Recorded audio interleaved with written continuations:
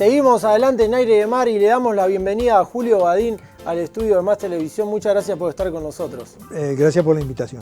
Bueno, Julio, surfista de la primera generación, de los comienzos del surf uruguayo, toda una vida que vamos a repasar aquí en Aire de Mar. Si te parece, empezar a charlar por esos comienzos, ¿cuál fue tu primer contacto con el mundo del surf? Bueno, en realidad los contactos empezaron a aparecer poco progresivamente, porque digamos que estamos hablando de los años 50, wow. 50, no, más bien la segunda parte de la década del 50, ¿no? Porque ya por esa época habían empezado a aparecer acá en Punta del Este ciertas, yo era un niño, ¿no? Aclaro ahí, pero habían empezado a aparecer algunos artefactos que la gente usaba para divertirse con las olas. Entre ellas estaban unas tablitas medias redondeadas. Era una tabla común y corriente, como una tabla de planchar, media redondeada en la parte de arriba y cortada de abajo, recta. Y la gente usaba, no existía la pata de rana en ese momento, entonces la gente, para poder agarrar olas, se las ponía en la barriga para deslizarse, pero había que hacer pie para poder agarrar el impulso. Claro. Entonces, ese era uno de los artefactos que se usaba. Yo en mi primera adolescencia, digamos, en mi primera parte de mi adolescencia, usaba de esas tablitas. Y había algún otro artefacto también que usaban, unas bolsas inflables que se usaban, etcétera, para tirarse flotando arriba de la espuma. Y bueno, ese es un primer contacto con el divertimento a través de las olas. Aquí en Punta del Este. Eso es hablando de la Playa Brava en Punta del Este. Bien. La Playa Brava, que en ese momento estaba reducida al espacio que va desde la olla hasta lo que serían los dedos. Porque ir más hacia allá era complicado por las rutas. Digamos que ya, la gente le tenía un poco de miedo en esa época todavía a las costas con muchas olas. Claro. Entonces la gente se cuidaba un poco más. Iba más a la mansa. Tampoco Punta del Este tenía tanta afluencia de gente en las temporadas, si bien era muchísima de cualquier manera. Entonces, después, desde la olla en adelante, como que se empezó a colonizar, llamémoslo así, en forma un poco progresiva hacia la barra. Después estaban el balneario de la Barra, a la cual la gente de Maldonado accedía en forma directa, sin pasar por toda la costanera, porque la costanera muchas veces se cortaba por la arena y cosas, era más angostita. Y después estaba la parte de manantiales, a donde en general llegaba la gente de San Carlos, y ya tenía un acceso más complicado. Que vamos a hablar más adelante de manantiales. Más adelante eso después claro. Se va,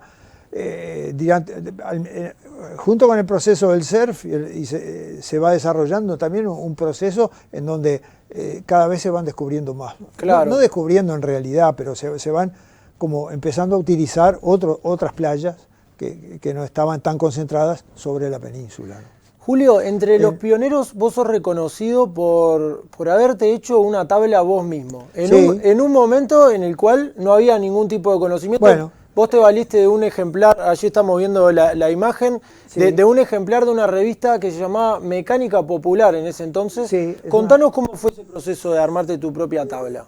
Bueno, ahí yo ya venía estimulado por unas películas que habían aparecido, que también son las películas, se llaman, las conoce porque hay varias versiones de la misma, digamos, como en serie, que se las conoce por el nombre de la protagonista, que en inglés le decían Gidget. Y fueron películas emblemáticas también en Estados Unidos, porque fueron las que ayudaron a diseminar la cultura del surf en la costa de California, a partir de la costa de California, claro. Y después se irradió para todo Estados Unidos, pero la cosa empezó por ahí. Y con esas películas como componente muy fuerte. Esas películas llegaron aquí al finales de la década del 50, por ahí, digamos, por el año 60 más o menos. Y yo, como vivía en la punta, cerca del puerto, y vivía al lado del cine, veía mucho cine, y entre ellos vi las películas esas de Gidget en los años 60. En esas películas aparecían algunas personas ya en una playa brava, en una playa con olas, y parados arriba de un artefacto, de una tabla. Entonces, de alguna manera llegó también un nombre para eso que hacían y le llamaban acuaplanear. Acuaplanear. Por eso, y al artefacto se le decía acuaplano. Mirá qué interesante. Por eso en el artículo aparece cómo construirse un acuaplano de plástico.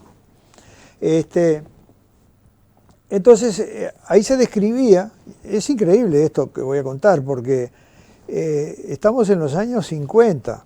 Ahí se describía, o digamos, pongamos años 60 como un año principio redondo, de los 60. Principio de los 60.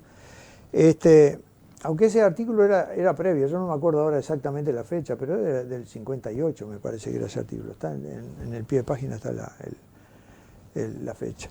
Pero se describía cómo construir un acuaplano, entre comillas, pero con los métodos que se siguieron usando después, que se popularizaron en la década del 60, porque era un acuaplano hecho con espuma, revestido con un esquema de plastificado, de laminado, que se hacía con tela de fibra de vidrio y resina poliéster, que fue todo lo que se usó durante los 20 años siguientes para construir las tablas de surf. Vos me contaste. Pero ahí, esos materiales acá no existían, ¿de acuerdo? Entonces yo, con ese artículo que apareció ahí, cuando llegó a mis manos, que eso fue más o menos en el año 60, fue en el año 63,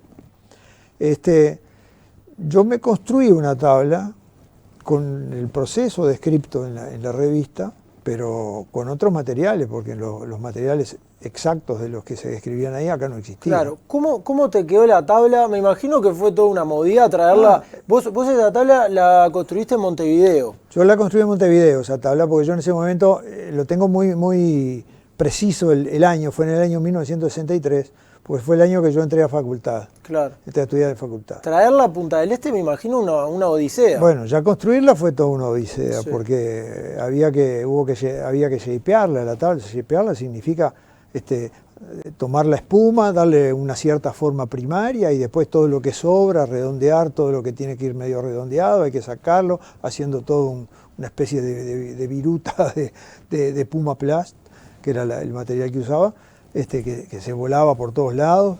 Entonces ya toda la construcción fue también muy azarosa y también media complicada, porque yo tenía que ir descubriendo cosas y sustituyendo materiales.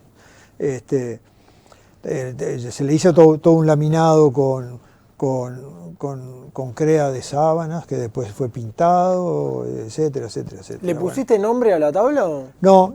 Esa tabla no tenía nombre. Después yo creé otras tablas que les puse una marca. Mira.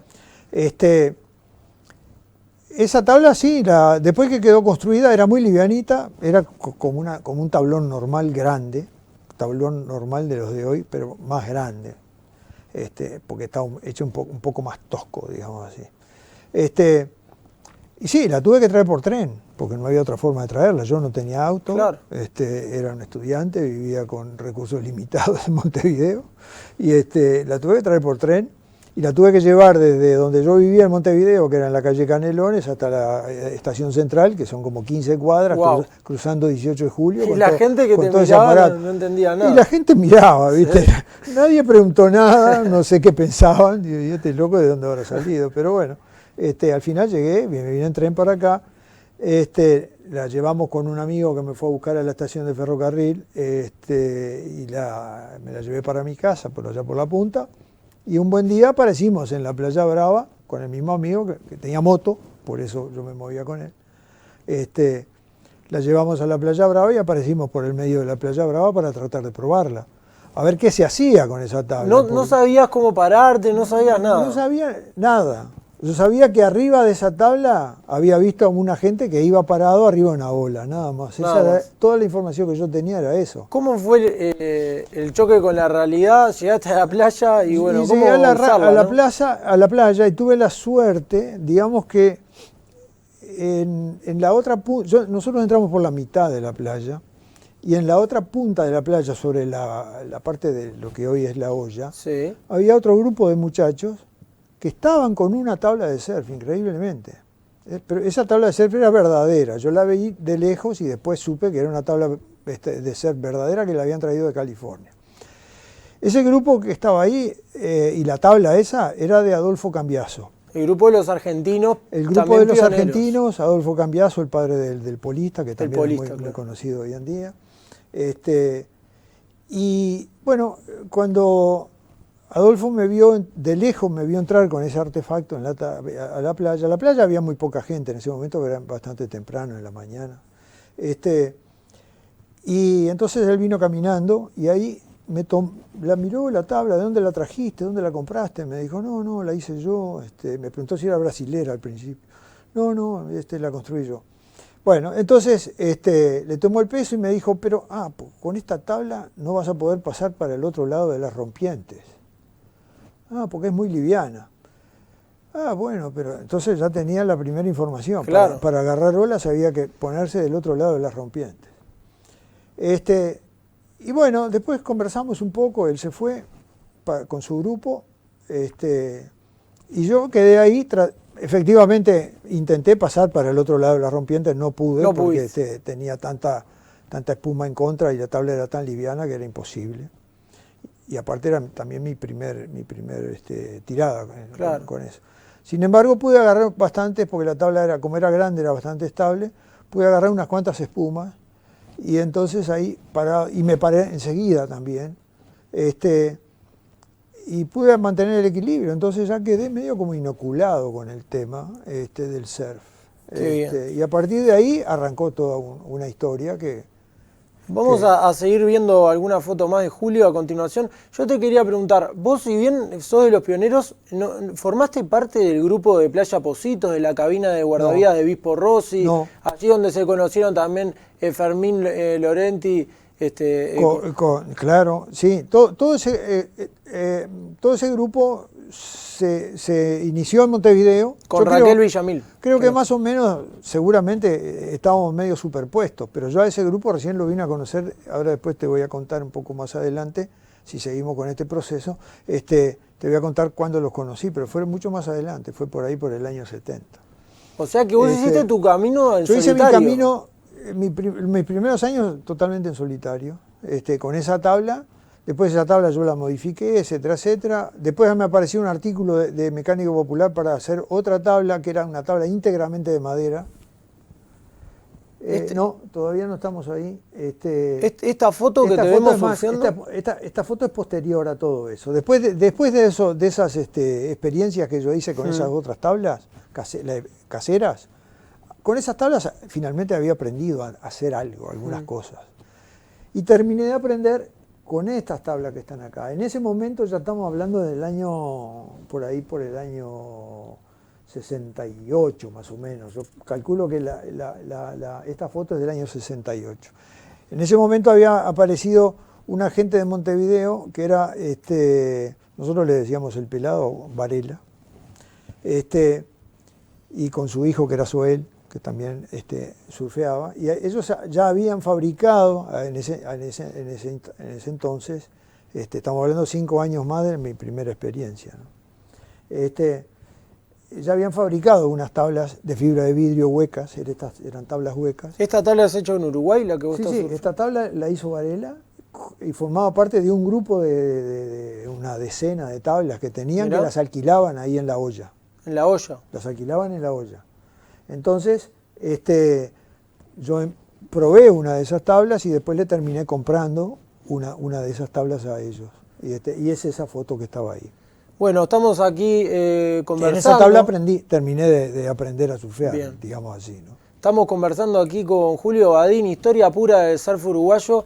Por supuesto que nos queda mucho más para charlar con Julio, por eso es que vamos a tener otro programa junto a él Y en este programa decirte, Julio, agradecerte de nuevo por estar aquí con nosotros, invitarlos a ver la segunda parte de la entrevista con Julio en el próximo Aire de Mar y contarte que no te vas a ir con las manos vacías del programa porque vas a tener un almuerzo en Alma, Punta del Este, allí en la barra, también una cena o un almuerzo en el Rey de la Pizza, que queda en la calle, allí buenísimo. En la 29, no? entre la 20 y Gorlero. Lo conocés, sí, buenísimo. Sí, claro. Y además regalos de los amigos de Flesch que siempre están apoyando aquí el programa y también de Granolate, unas cosas para que disfrutes en familia. Y será un gusto volver por acá. Bueno, Julio, ¿te parece si nos volvemos a encontrar pronto? No. Con mucho gusto. Nosotros seguimos adelante en Aire de Mar. No se vayan, que tenemos mucha más información para compartir con ustedes.